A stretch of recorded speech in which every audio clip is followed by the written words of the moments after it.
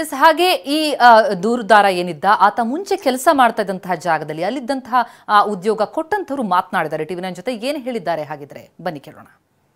ಮಾಜಿ mask man ಚಿನ್ನಯ್ಯನಿಗೆ ಇತ್ತೀಚೆಗೆ ಕೆಲಸ ಕೊಟ್ಟಂತಹ ಉಜಿರೆಯ ನಿವಾಸಿಯಾಗಿರುವಂತಹ ರಾಮಚಂದ್ರ ಶೆಟ್ಟಿ ಅವರು ನಮ್ಮ ಜೊತೆಗಿದ್ದಾರೆ. ಮಾತಾಡೋಣ. ರಾಮಚಂದ್ರ ಶೆಟ್ಟಿ ಅವರು, ಇವಾಗ ಅವನಿಗೆ ಯಾವಾಗ ನೀವು ಕೆಲಸ ಕೊಟ್ಟಿದ್ದು ಅಂದರೆ ಇತ್ತೀಚೆಗೆ ಇಲ್ಲ ಆಗ ಇದ್ದಂಥ ಸಂದರ್ಭ? ಬಹುಶಃ 22-23 ಇರ್ಬೋದು ನನ್ನ ಲೆಕ್ಕದಲ್ಲಿ. ನಮ್ಮ ಹತ್ರ ಡಾಕ್ಯುಮೆಂಟ್ ಯಾವುದೂ ಇಲ್ಲ ಅದಕ್ಕೆ, ಯಾಕೆಂದರೆ ನಾವು ರಿಜಿಸ್ಟರ್ ಮಾಡೋದಿಲ್ಲ, ಅಟೆಂಡೆನ್ಸ್ ಹಾಕೋದಿಲ್ಲ. ನಾವು ಹೀಗೆ ಅವರು ಕೇಳಿದಾಗ ಸಂಬಳ ಕೊಡ್ತೇವೆ, ಮತ್ತು ಬರ್ತಾರೆ ಹೋಗ್ತಾರೆ, ಹಾಗೆ ನಾವು ರಿಜಿಸ್ಟ್ರೇಷನ್ ಎಲ್ಲ ಮಾಡೋದಿಲ್ಲ.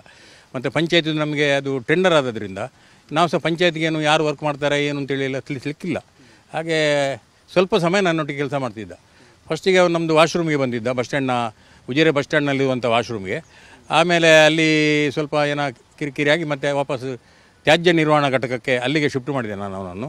ಅಲ್ಲಿ ಬಹುಶಃ ಒಂದು 15-20 ದಿವಸ ಅಲ್ಲಿದೆ. ಒಟ್ಟು ಟೋಟಲ್ 1.5 ತಿಂಗಳಿಂದ 2 ತಿಂಗಳು ನನ್ನಲ್ಲಿ ಕೆಲಸ ಮಾಡಿರ್ಬೋದು ಅವನು. ಅಂದರೆ ಯಾವ ಇಸ್ವಿಯಲ್ಲಿ ಅದು?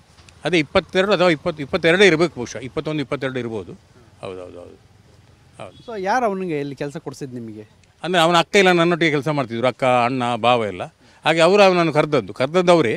ಆಮೇಲೆ ಕೆಲಸ ನಾನು ಕೊಟ್ಟದ್ದು. ಮತ್ತು ಮೊದಲು ನನಗೆ ಪರಿಚಯ ಇತ್ತು, ಒಂದು ಏನು ಸಮಸ್ಯೆ ಇರಲಿಲ್ಲ. ಹಾಗೆ ಮತ್ತೆ ಗೊತ್ತಿದ್ದವಲ್ವ ಅಂತೇಳಿ ಕೆಲಸ ಕೊಟ್ಟೆ ಅಷ್ಟೇ.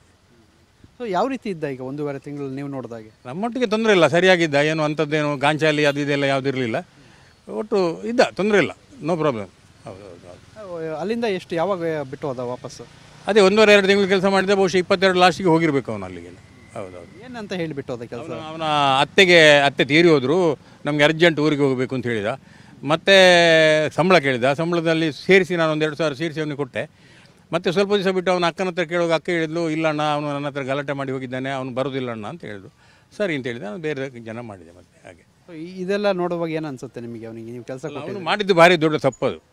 ಯಾಕೆಂದರೆ ಕ್ಷೇತ್ರಕ್ಕೆ ಮಾಡಿದ ಭಾರಿ ದೊಡ್ಡ ತಪ್ಪು. ಯಾಕೆಂದರೆ ದನಿಗಳು ಮತ್ತು ಸಣ್ಣ ದನಿಗಳು ಅದರಲ್ಲಿ ಯಾವುದೇ ಇನ್ವಾಲ್ವ್ಮೆಂಟ್ ಇಲ್ಲ.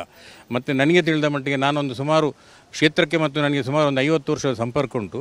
ಮತ್ತು ನೇತ್ರಾವತಿಯಲ್ಲಿ ನನ್ನದು ಹೋಟ್ಲಿತ್ತು. ಹೋಟ್ಲಿರುವಾಗ ಸಹ ಇಂಥದ್ದು ನಾನು 7-10 ವರ್ಷ ಹೋಟ್ಲಿರುವಾಗ ಸಮೇತ ಅಲ್ಲಿ ಎಂಥದ್ದು ನಿಮ್ಮ ರೇಪ್ ಮಾಡಿದ್ದು, ಮರ್ಡರ್ ಮಾಡಿದ್ದು ಅಂಥದ್ದೆಲ್ಲ ಯಾವುದೇ ವಿಷಯ ಅಲ್ಲಿ ಬರ್ತಿರಲಿಲ್ಲ. ಬಂದರೆ ನಮಗೆ ಗೊತ್ತಿರಬೇಕಿತ್ತು.